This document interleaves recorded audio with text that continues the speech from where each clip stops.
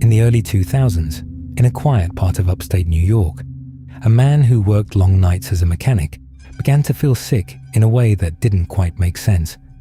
At first, it was small things, fatigue and a lingering cough, the kind you ignore during the winter months.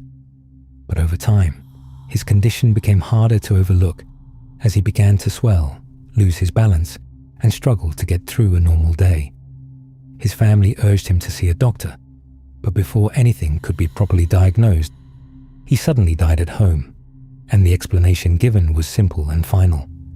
It was ruled a heart attack, and without an autopsy, that answer stayed in place, even though some people close to him quietly questioned it. Life moved on the way it tends to, and the house he left behind didn't stay empty for long.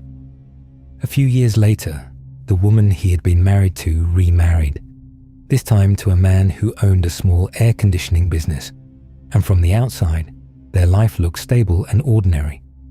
They worked together, shared responsibilities, and settled into a routine that didn't draw much attention, at least not at first. Then one day in August, after what she described as an argument, she called authorities and said her husband had locked himself in their bedroom and hadn't come out in over a day. When deputies arrived and forced the door open, they found him dead on the floor, with a container of antifreeze nearby and a glass filled with a bright green liquid sitting close to his body. It looked like a suicide, and for a moment, that explanation seemed to fit, especially given the story she told about his mental state. But there were details that didn't quite line up, and the longer investigators looked, the more those details began to stand out. The glass and the container didn't have his fingerprints on them, but hers were there, and in the kitchen trash, they found something else that didn't belong in a situation like this. It was a turkey baster, and on its tip was his DNA, along with traces of the same toxic substance found in antifreeze. That single discovery shifted the entire direction of the case, turning what had seemed like a tragic suicide into something that needed a much closer look. As investigators dug deeper, they began to revisit the earlier death, the one that had been written off as natural causes. That body was eventually exhumed, and when toxicology results came back, they revealed the same substance in his system, the same slow and painful method that mirrored what had happened years later. Two deaths, both initially explained away, now appeared connected by something far more deliberate. And once that connection was made, attention turned to the one person who had been at the center of both lives.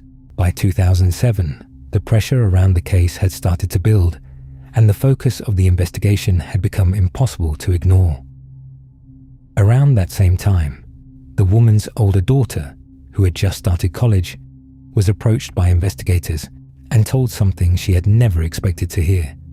They explained that her father hadn't died of natural causes and that poisoning was now the suspected cause, a detail that completely changed her understanding of her own childhood. Shaken and confused, she called her mother, who told her to come home so they could talk and spend some time together. It was a simple invitation, one that didn't seem unusual given their close relationship. Over the next day, her mother offered her drinks, something that felt slightly off, but not enough to cause alarm, especially coming from someone she trusted completely. One of those drinks had a strange taste, something she hesitated over, but eventually accepted anyway. Hours later, she was found unresponsive in her bed, barely alive, and it took emergency intervention to keep her from dying. Near her body, there was a typed note that looked like a confession, one that claimed responsibility for both deaths and attempted to explain everything in a way that conveniently shifted the blame away from her mother. But when she regained consciousness, nothing about that version of events matched her memory. She didn't remember writing any note, and the last clear moment she could recall was being handed that drink. Investigators began examining the note more closely and discovered multiple drafts saved on a computer, written at times when she'd been away from home. Even small details, like repeated misspellings and phrasing patterns, began to point away from her and towards someone else entirely. When the case finally went to trial, the evidence painted a consistent picture, one built from timelines, forensic results, and a pattern that stretched back years. Prosecutors argued that both husbands had been poisoned for financial gain, and that when suspicion began to close in, the same person tried to eliminate her own daughter while framing her for the crimes. The jury agreed, and after weeks of testimony, the truth that had been building quietly beneath the surface was finally stated out loud. The woman at the center of it all was Stacey Castor, later referred to as the Black Widow, a name that only made sense once every piece of the story had fallen into place.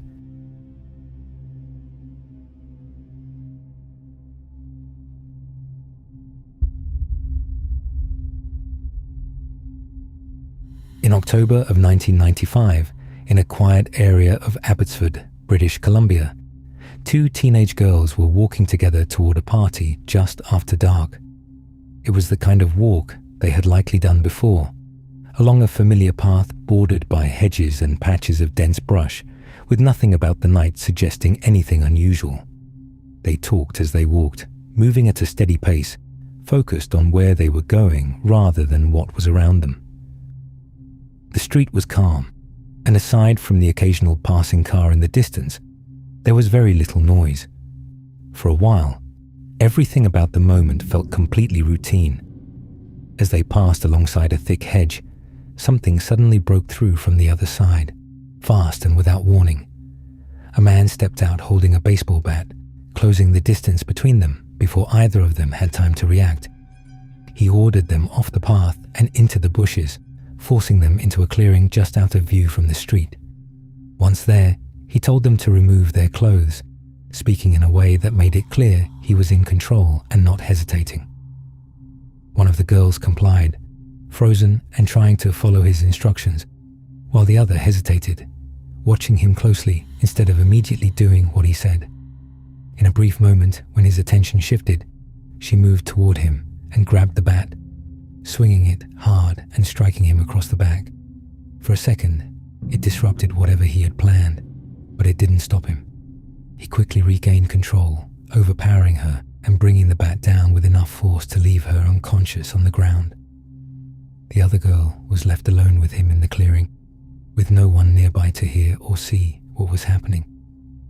What followed lasted only minutes, but it was enough to completely change everything that came after. Sometime later, the girl who had fought back regained consciousness in a different location, lying in a parking lot with no clear memory of how she got there. She was able to stand, barely, and make her way toward help, eventually reaching a hospital where doctors immediately rushed her into surgery. She had severe skull fractures and injuries that made it clear she had been beaten with extreme force. Hours later, the second girl was found in a nearby river, her body showing the same kind of injuries, though it was determined that she had ultimately drowned. In the days following the attack, investigators began piecing together what little evidence they had, but before they could form a clear suspect, something unusual started happening. Phone calls began coming in to police and emergency services, and the person on the other end made it clear, without directly giving a name, that he was responsible. He spoke in a controlled, deliberate way, sometimes threatening more attacks, sometimes just describing what he had done, as if he wanted to stay connected to the investigation without being caught. It wasn't a one-time thing either. The calls continued, creating a pattern that felt intentional. At the same time, other incidents started to surface that made the situation even more disturbing. The person responsible attended the funeral of the girl who had been killed, blending in with everyone else before leaving without being noticed. Not long after, her tombstone was taken from the cemetery, and a threatening message was written on it, directed at the girl who had survived. That stone was later placed on the hood of a car belonging to a local radio station, as if it had been staged to be found. In another instance, a wrench wrapped with a note was thrown through the window of a stranger's home, and the note claimed responsibility for additional attacks. Despite all of this, what ultimately moved the case forward came down to small details left behind. A thumbprint recovered from tape on one of the items matched someone already known, and DNA evidence connected that same individual to the scene. Recordings of the phone calls were eventually made public, and when people heard them, someone recognized the voice. It wasn't a guess or a vague suspicion. It was immediate and certain, confirmed by more than one person who knew exactly who they were listening to. Once that identification was made, everything else began to line up. When he was arrested, he tried to change the story, claiming he had only arrived after the attack and shifting blame away from himself. But the evidence didn't support that version, and neither did the pattern of behavior that had unfolded in the days after the crime. In court, he attempted to explain his actions in other ways, but the outcome didn't change. The man responsible for the attack, the calls, and everything that followed was Terry Driver, later known as the Abbotsford Killer, a name that reflected not just what he did, but how deliberately he stayed connected to it, even after it was over.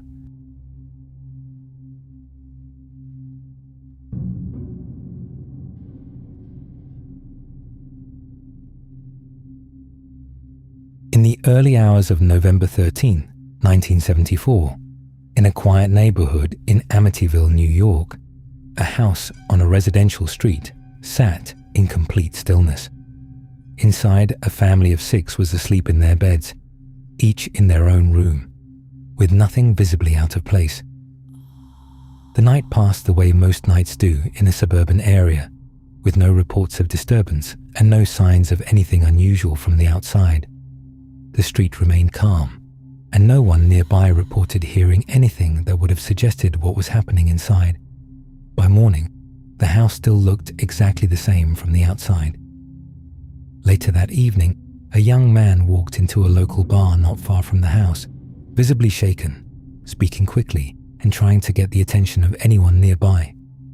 He told people something was wrong at his home, that his parents had been shot, and that he needed help immediately. A small group followed him back to the house, not fully understanding what they were about to see, expecting something serious but not fully prepared for it. When they entered, they found his parents inside, both dead, and immediately contacted police. When officers arrived and searched the rest of the house, they found that it wasn't just the parents. All 6 members of the family had been killed, each found lying face down in their beds, positioned in a way that didn't suggest any kind of struggle. They had all been shot with the same rifle, with the parents each struck twice and the children killed with single shots.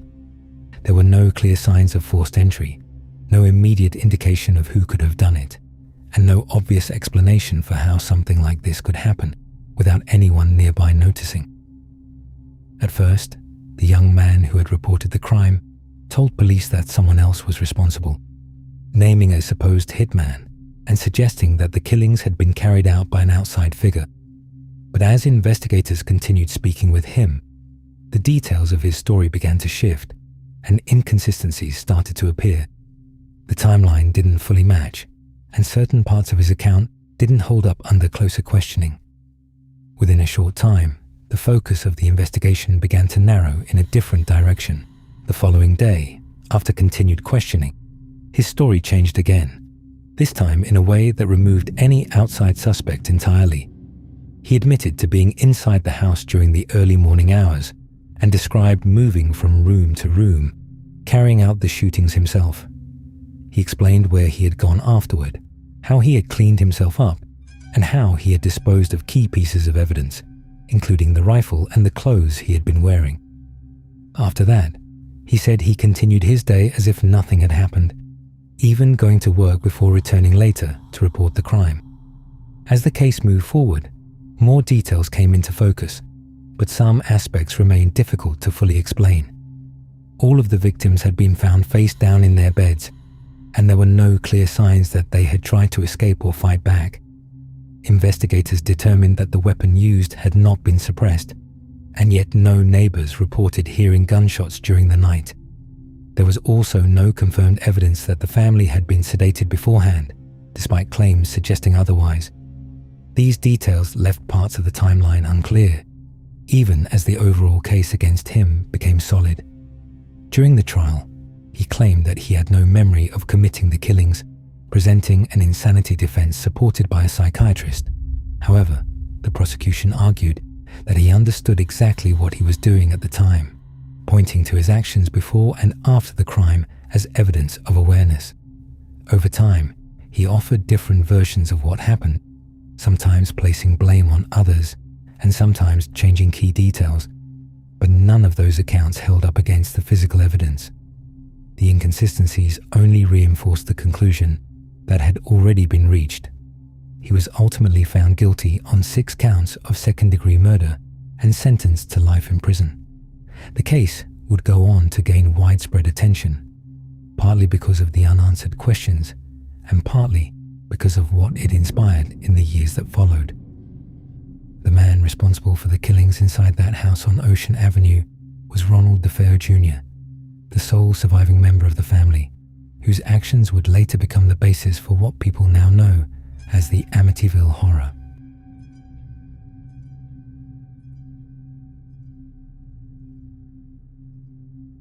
Alright guys, that will be it for today. If you enjoyed the video, make sure to hit the like button and subscribe so you don't miss next week's upload. I drop new stories every week, so there's always something coming. I'll see you in the next one.